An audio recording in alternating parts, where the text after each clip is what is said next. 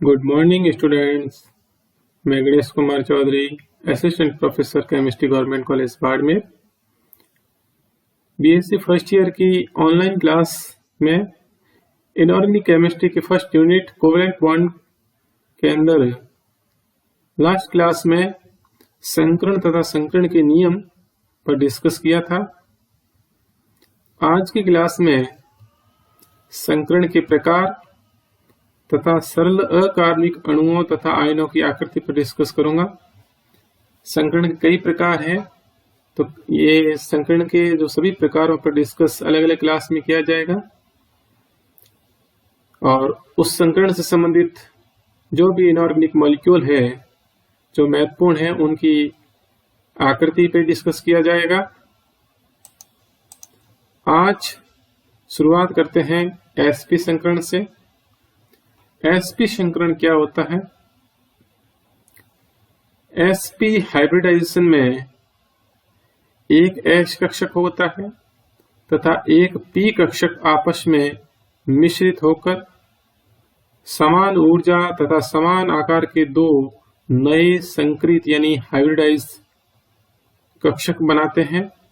संकरण के नियम में अपन ने पढ़ा है कि संकरण के अंदर जितने कक्षक भाग लेते हैं उतने ही नए संकरित कक्षक बनते हैं और जो संकरित कक्षक होते हैं उनकी ऊर्जा भी समान होती है, उनका आकार भी समान होता है। तो यहाँ sp संकरण के अंदर एक s और एक p संकरण में भाग ले रहा है, यानी दो कक्षक ही संकरण में भाग ले रहे हैं।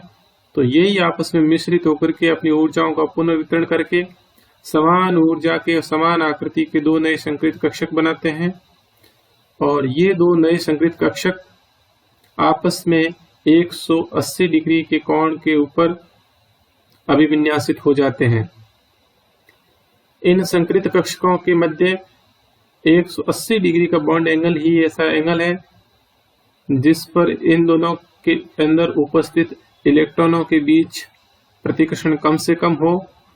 तो ऐसी स्थिति वो 180 डिग्री की होती है, इसलिए इन दोनों कक्षकों के बीच बॉन्ड एंगल है वो 180 डिग्री का होता है और ये आपस में सीधी रेखा यानी स्ट्रेट लाइन के अंदर स्थित होते हैं।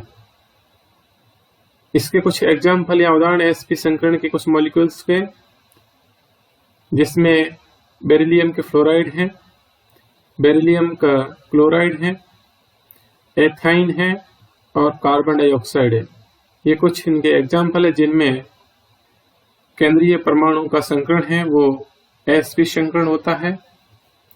यहाँ पर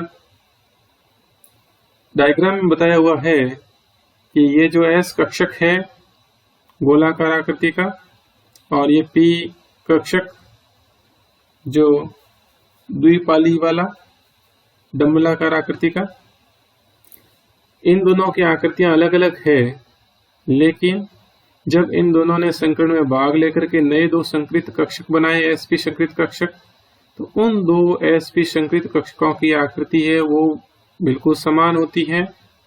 और संकरित कक्षक के अंदर नियम में पढ़ा था कि एक पाली उसकी लोब है वो बड़ी होती है, दूसरी यहाँ पे छोटी होती है।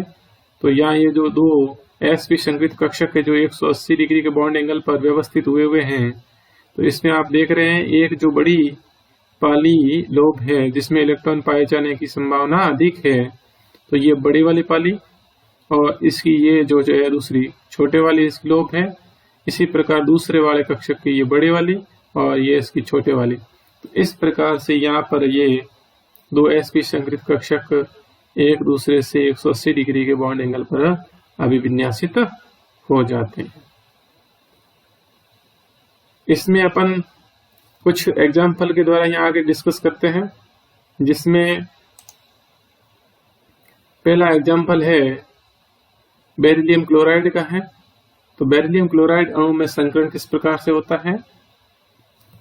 तो उसमें संकरण निकालने के लिए कुछ यहाँ पे चरण होंगे, स्टेप वाइज स्टेप चलते रहेंगे संकरण ज्ञात करने के लिए। तो किसी अणु का संकरण निम्न प्रकार से ज्ञात किया जा सकता है। कैसे ज्ञात करते हैं?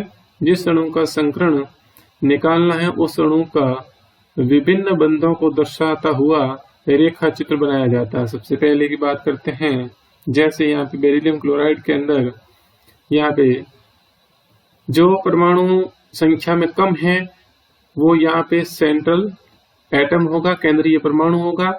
तो यहाँ पे बेरिलियम है वो 1 है, जबकि क्लोराइड के जो क्लोरीन के परमाणु है वो 2 है यहाँ पे, इसलिए सेंट्रल एटम जो है वो बेरिलियम है। तो बेरिलियम यहाँ सेंट्रल एटम है, यानी कि संकरण किसमें होगा, बेरिलियम में होगा।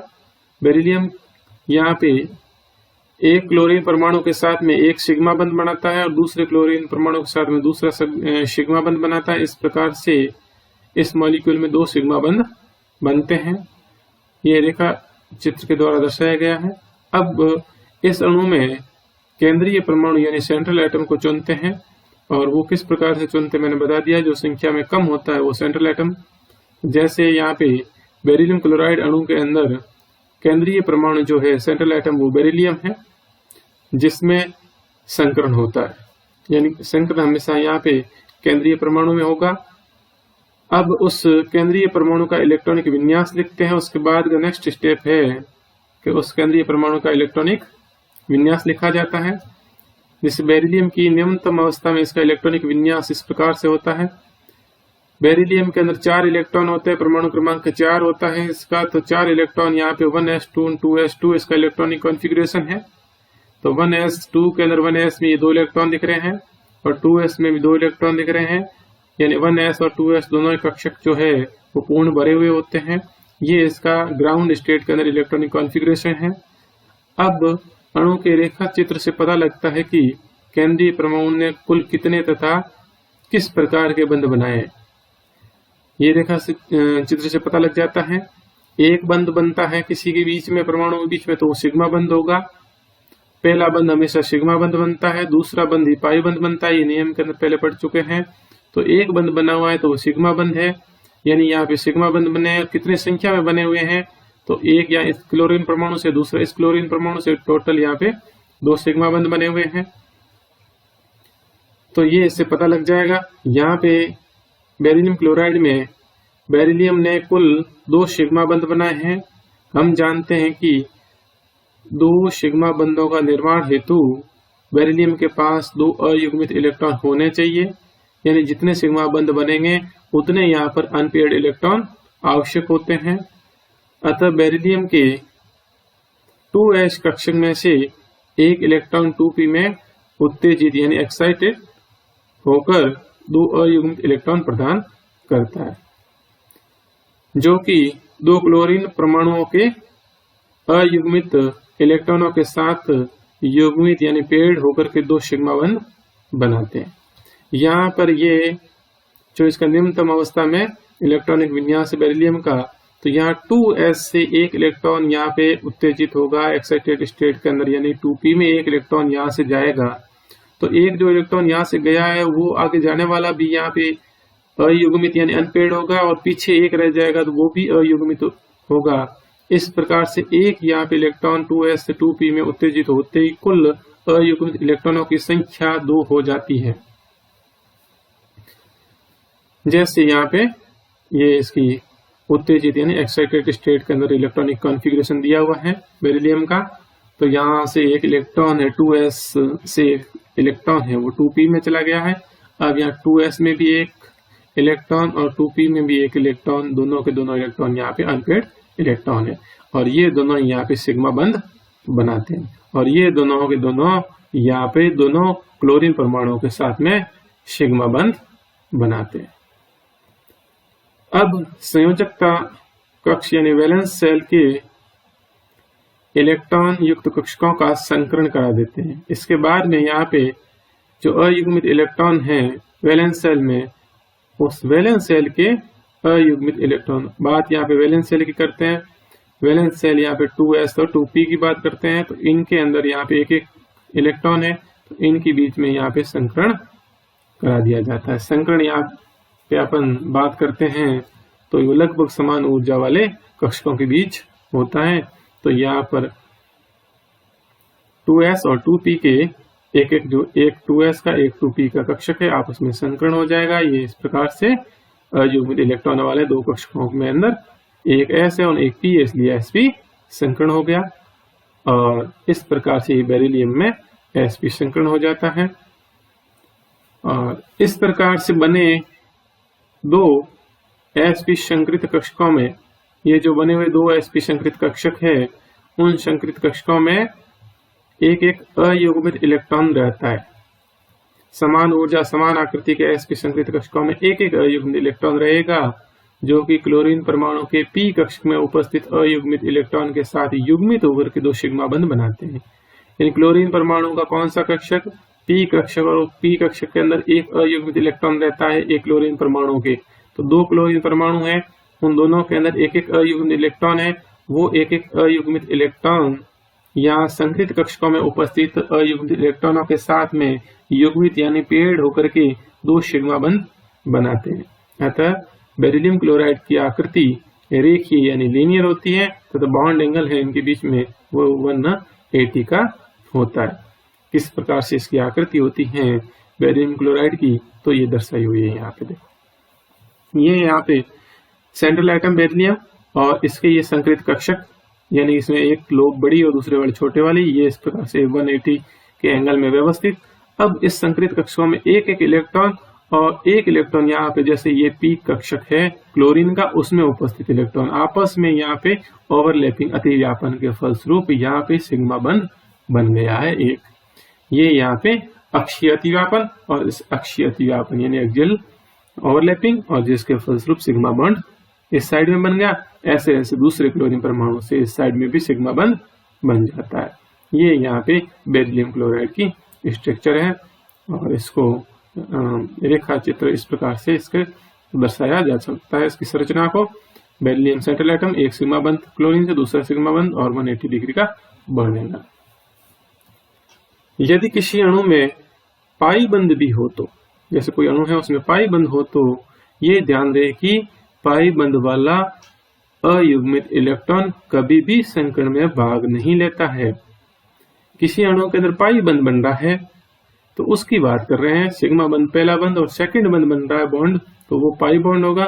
और पाई बंध स्थिति के अंदर है कि पाई बंध वाला जो अयुग्मित इलेक्ट्रॉन है वो कभी भी संकरण में भाग नहीं लेता है, क्योंकि केवल सिग्मा बंध ही किसी अणु की आकृति का निर्धारण करते हैं। यानी किसी अणु का सेंट्रल एटम और सेंट्रल एटम केंद्रीय परमाणु के जो संकरित कक्षक है, उस संकरित कक्षकों में उपस्थित जो इलेक्ट्रॉन है वही इलेक्ट्रॉन यहाँ पे ओवरलैपिंग करके सिग्मा बंध का निर्माण करते हैं। तो सिग्मा बंध से जो आकृति बन जाती है उस अणु की, उसके बाद की घटना है पाई बंध बनना। यानी कि पाई बंध है वो किसी भी अणु की आकृति की यानी उसकी ज्यामिति के निर्धारण में कोई उसका महत्व नहीं है। पाई बंध तो सिग्मा बंध बनने के बाद बनता है। नेक्स्ट यहाँ पे पाई बंध को समझने के लिए एक अणु यहाँ पे CO2 के अणु के में संकरण को पढ़ते हैं। कार्बन डाइऑक्साइड यानी CO2 के अणु में संकरण किस प्रकार से होता है। CO2 की संरचना इस प्रकार से दर्शाई हुई है। यहाँ पे सेंट्रल एटम जो कम संख्या के अंदर कार्बन, और कार्बन यहाँ पे 4 बंध बनाता है। इसकी वैलेंसी 4 होती है। 4 बंध बनाएगा, 2 इधर ऑक्सीजन के साथ में और 2 दूसरे ऑक्सीजन के साथ में, जिसमें से एक सिग्मा बंध इधर से, एक सिग्मा बंध इधर, एक पाई बंध इधर, एक पाई बंध इधर। यानी कि इस मॉलिक्यूल में टोटल 4 बंध होते हैं और 4 में से 2 तो यहाँ पे सिग्मा बंध होते हैं और 2 पाई बंध होते हैं। यानी यहाँ पे जो कार्बन है इसका केंद्रीय परमाणु, ये 2 तो यहाँ पे सिग्मा बंध बनाता है और 2 यहाँ पे पाई बंध बनाता है। टोटल 4 बंध बनते हैं। अतः कार्बन के पास 4 अयुग्मित इलेक्ट्रॉन होने चाहिए। 4 बंध बन रहे हैं, इसका मतलब उसके पास में अनपेड इलेक्ट्रॉन है वो भी तो 4 होने चाहिए। ये कार्बन की उत्तेजित अवस्था में संभव है, उसकी निम्नतम अवस्था में ओनली 2 इलेक्ट्रॉन अयुग्मित इलेक्ट्रॉन होते हैं। जैसे ये देख सकती है इसकी ग्राउंड स्टेट कार्बन की, और इसमें इसका इलेक्ट्रॉन 1s2 2s2 2p2 होता है। अब 2p2 है यानी कि यहाँ 2 इलेक्ट्रॉन अयुग्मित इलेक्ट्रॉन है, दोनों से काम नहीं चलेगा, 4 इलेक्ट्रॉन चाहिए 4 बंध बनाने के लिए। तो यहाँ पर 2s से एक इलेक्ट्रॉन यहाँ पे एक्साइटेड स्टेट यानी 2p में चला जाता है, तो एक जो 2s से जा रहा है पीछे भी रहेगा वो भी अयुग्म इलेक्ट्रॉन हो जाएगा, और जो जाएगा वो भी अयुग्म इलेक्ट्रॉन। इस प्रकार से कार्बन की जो उत्तेजित यानी एक्साइटेड स्टेट के अंदर इस प्रकार से यहाँ पे 4 अयुग्म इलेक्ट्रॉन हो जाते हैं। और अब यहाँ पे कार्बन की उत्तेजित अवस्था में sp संकरण होता है, यानी जितने सिग्मा बंध बन रहे हैं उतने ही यहाँ पर संकृत कक्षक आवश्यक है। पाई बंध का यहाँ पे कोई महत्व नहीं, तो इसका मतलब यहाँ पे सिग्मा बंध तो 2 बन रहे हैं, तो 2 संकृत कक्षक आवश्यक है। तो 2 संकृत कक्षक का मतलब है एक s और एक p कक्षक, आपस में संकरण के द्वारा sp संकृत कक्षक बनाएंगे। और ये दोनों ही sp संकृत कक्षक है वो आपस में 180 डिग्री के बॉन्ड एंगल पर व्यवस्थित हो जाते हैं। और फिर उसके बाद में यहाँ पर पाई बंध बनता है। कार्बन के जो दूसरे असंकृत जो p कक्षक है और ऑक्सीजन के भी जो p कक्षक है उनके साथ पार्श्व यानी साइड वाइज जो ओवरलैपिंग है उसके कोलेटरल जिसको ओवरलैपिंग कहते हैं, और उसके फलस्वरूप यहाँ पे पाई बंध का निर्माण होता है।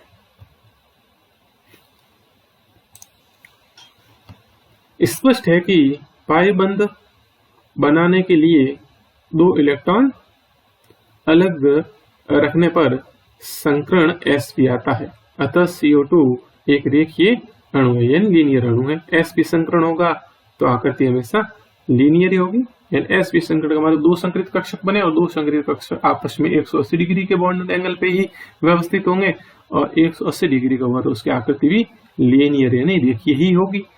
तो इस प्रकार CO2 की आकृति रेखीय होती है। अब यहाँ पे ऑक्सीजन के 2p कक्षक, ऑक्सीजन के कौन से 2p कक्षक में 2 अयुग्मित इलेक्ट्रॉन होते हैं। ऑक्सीजन के अंदर भी 2p कक्षकों में 2 अयुग्मित इलेक्ट्रॉन होते हैं, तथा कार्बन अपने संकृत कक्ष के इलेक्ट्रॉन के द्वारा, कार्बन का कौन सा संकृत कक्षक, और संकरण किस में हुआ, कार्बन में हुआ, कौन सा हुआ sp संकरण हुआ। कितने बने 2 संकृत कक्षक बने sp संकृत, तो उसमें से एक संकृत कक्षक एक ऑक्सीजन के साथ में, दूसरा संकृत कक्षक कार्बन का दूसरे ऑक्सीजन के साथ में एक एक सिग्मा बंध बनाते हैं, जैसे यहाँ पे दिख रहा है। यहाँ पे ये sp संकरण यानी एक कार्बन सेंट्रल एटम और उसकी उत्तेजित अवस्था के अंदर ये 4 अयुग्म इलेक्ट्रॉन sp संकरण। फिर उसके बाद में क्या कि ये जो sp2 संकृत कक्षक है उसमें एक ऑक्सीजन के परमाणु ने एक या सिग्मा बंध बनाया, दूसरे ऑक्सीजन के परमाणु ने यहाँ पे दूसरे संकृत कक्षक के साथ में दूसरा सिग्मा बंध बनाया। उसके बाद की घटना है कि इसमें फिर दूसरे वाले जो p कक्षक है उसमें जो उपस्थित इलेक्ट्रॉन है वो ऑक्सीजन के p कक्षकों के साथ में यहाँ पे पार्श्व अतिव्यापन करके पाई बंध का निर्माण करते हैं। तो ये इस प्रकार से यहाँ पे CO2 के अंदर 2 तो सिग्मा बंध 2 पाई बंध बनते हैं, और इसकी आकृति है वो लीनियर यानी रेखीय होती है।